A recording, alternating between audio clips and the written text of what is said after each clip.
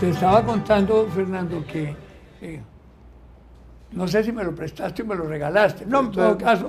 Puedes dejártelo, pero... Bueno, el todo modo de Shasha. Así que, todo modo es una novelita de, menos de 130 páginas. Sí, muy pequeña.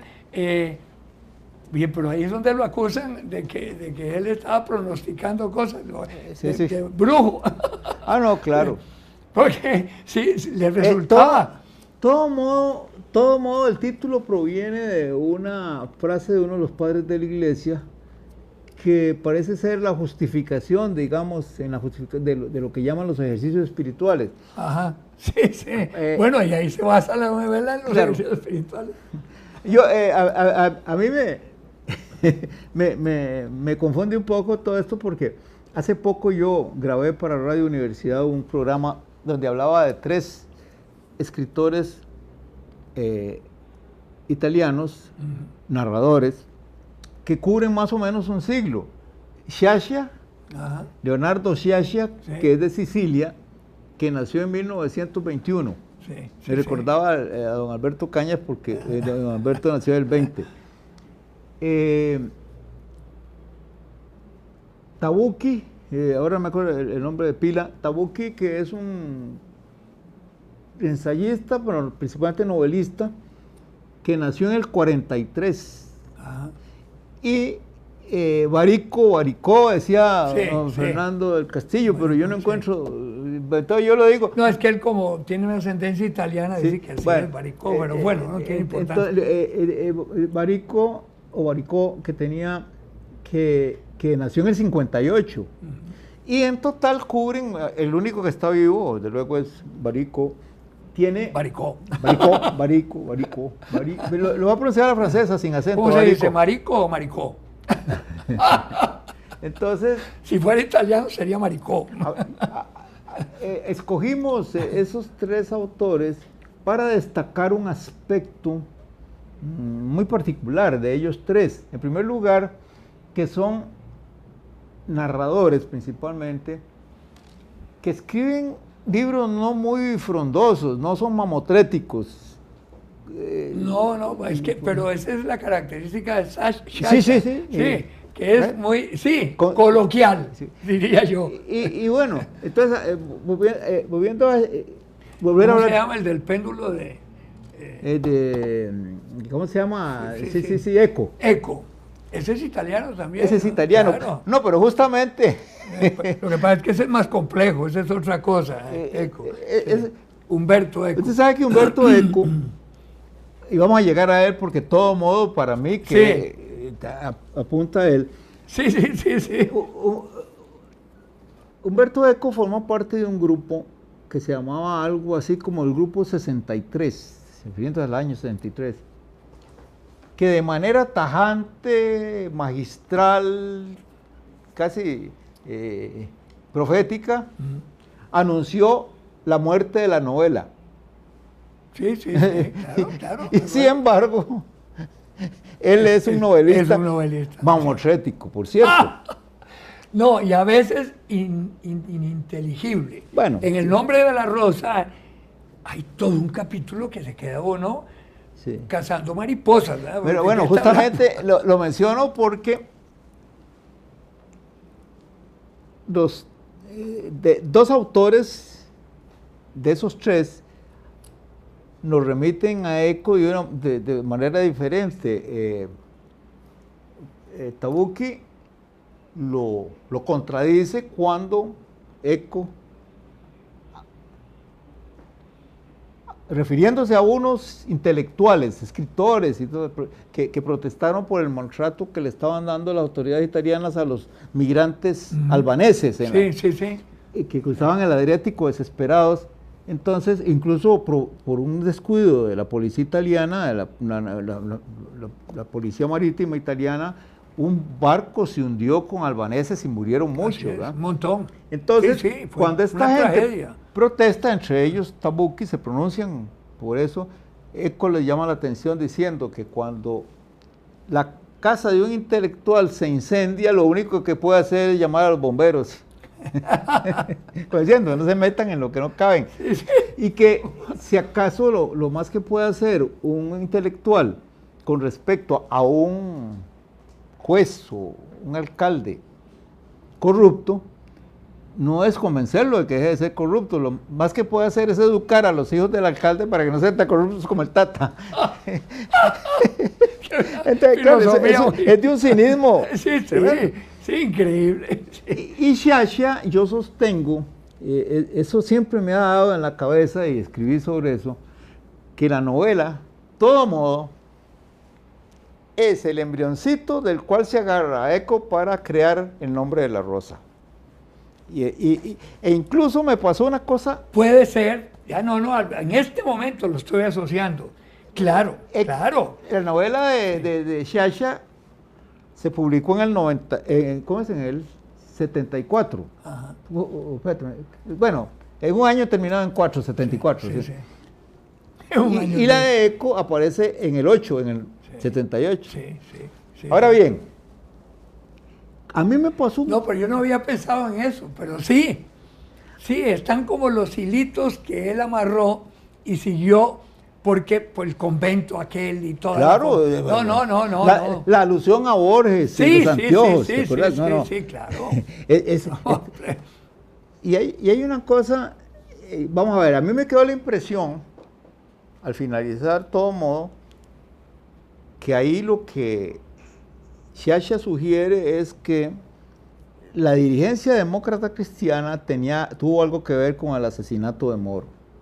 Sí. Eso es importante. Sí. Porque aunque fueron unos atorrantes de un grupo ahí medio guerrillero. Lo encontraron en el carro y toda esa vaina.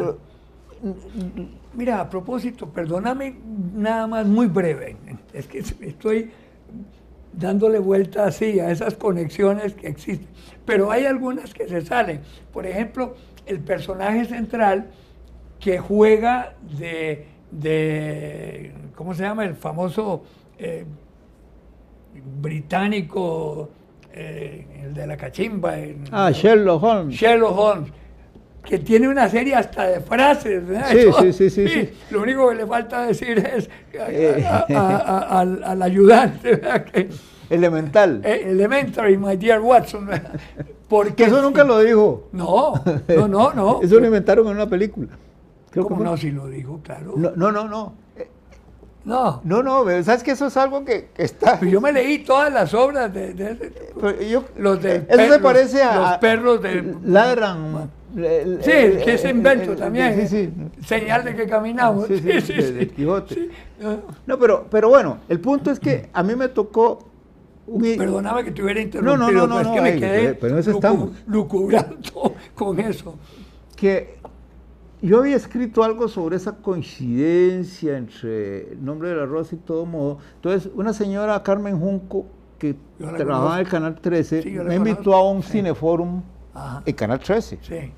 Pero no se pudo completar porque la película que habían hecho sobre El nombre de la rosa no se podía proyectar ahí por razones comerciales. Pero sí, la película Todo Modo, que la habían filmado con Jean-Marie Volonté. Sí.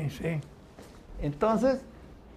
Pero está más apegada a la novela, la novela del nombre de la rosa con la película, por supuesto más reducida, que la otra de todo modo. Bueno, lo que a mí me pasó fue que yo voy a Canal 13, me pasan la película y después grabamos mi intervención. Sí. Y me di cuenta de que si yo no hubiera leído las dos novelas y hubiera visto las dos películas, las habría asociado también. Mira qué interesante. Sí, claro. Yo no había pensado, te juro, hasta en el momento que lo mencionaste, y fue como así mentalmente, las pegué. ¿Y se acuerdan de aquellos ejercicios un poco acrobáticos que hacían los dirigentes demócratas cristianos durante los ejercicios espirituales, ¿verdad? Sí, claro. Eso es, la literatura tiene eso, de que es un mundo donde se puede dar cualquier cosa. Hay un capítulo muy simpático, en todo modo, que es el Rosario. El Rosario. La formación. Increíble, ¿verdad? Sí. Me recordaba los ejercicios de marcha que hacía yo en la escuela militar. Sí. Es divertido. Es interesante eso porque, bueno, uno no habla de plagio, pero sí coincidencias en la literatura. Pero también tiene sentido de humor con las expresiones del cocinero famoso. Claro. Tiene un gran sentido de humor.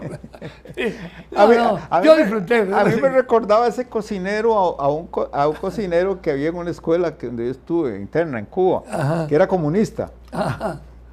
Y entonces, mientras nos servía la comida, se dejaba unos discursos contra el sistema. Sí.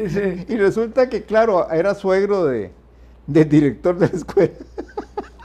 A propósito de esto de Cuba, un fenómeno que yo nunca lo entendí muy bien, que inclusive traté de conversarlo cuando en las reuniones que había con Fidel, pero él eludía el tema y no pude. El jefe del Partido Comunista tradicional era Blas Roca, en Cuba. Sí, pero no estaba vivo cuando... Sí, claro que estaba vivo. Lo marginaron totalmente. Es que... ahora, lo que me decían otro... era uno Rodríguez, Sí, claro, ese era el ideólogo. Sí. ¿Cómo se llama? Iba a decir Miguel Ángel. No. Sí, pero... Sí, Rodríguez, sí. No, que Fidel se reía un poquito de él. Allá claro, está, pero por supuesto, el Partido Comunista Cubano le pasó lo que pasó a algunos que conocemos por aquí, que se la encontró. Sí. Porque sí, el comportamiento de ellos... claro. Empezando porque tenían un parentesco ahí viejo, una relación vieja con Batista, el Batista del derrocamiento de Machado. Sí. Y entonces fueron muy ambiguos en el periodo de la lucha armada. Los comunistas estaban como escondidillos. Sí, es más, se suponía que no eran favorecedores de la guerrilla. Y yo creo que un poco se burlaban, veían al movimiento de Castro como una humorada socialdemócrata más. Sí, tal vez sí. Pero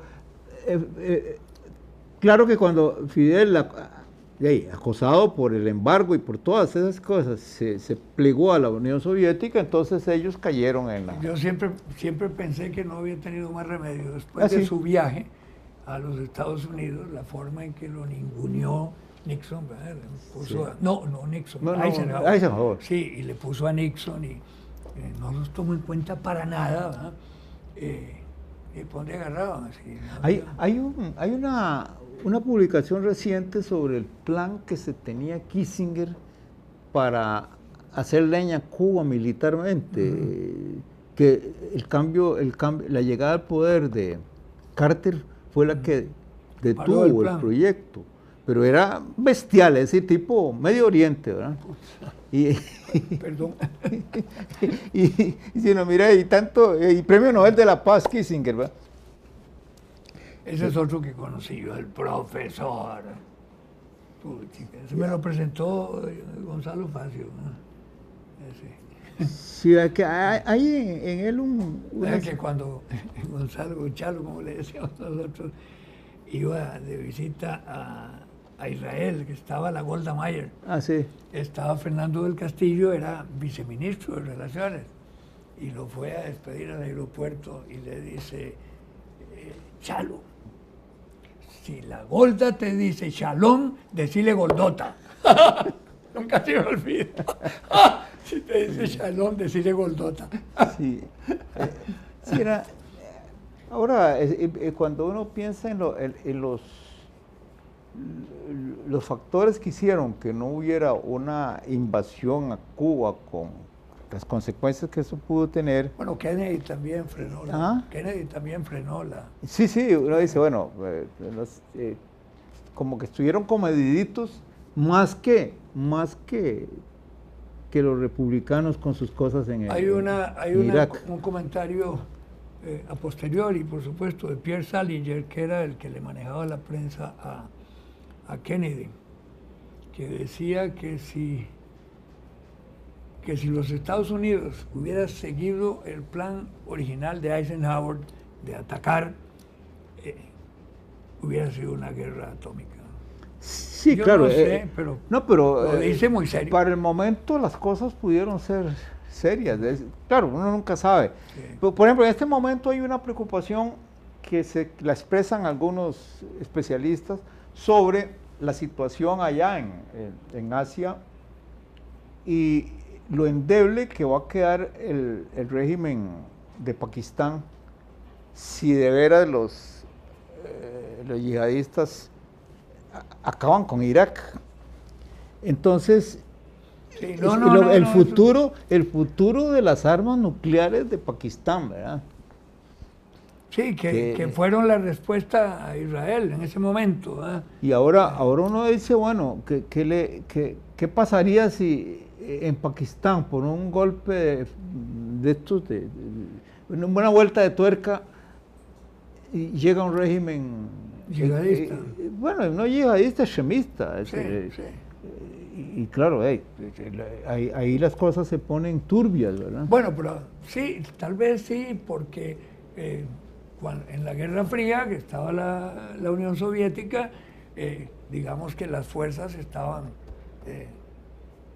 balanceadas, porque con todo y el fanatismo de la herencia stalinista, etcétera, era gente inteligente, culta, comedida, que no se iba a embarcar. No, jamás iba. En cambio, en Pakistán sí podría predominar el fanatismo religioso y en fin, no sé, ojalá que no, porque...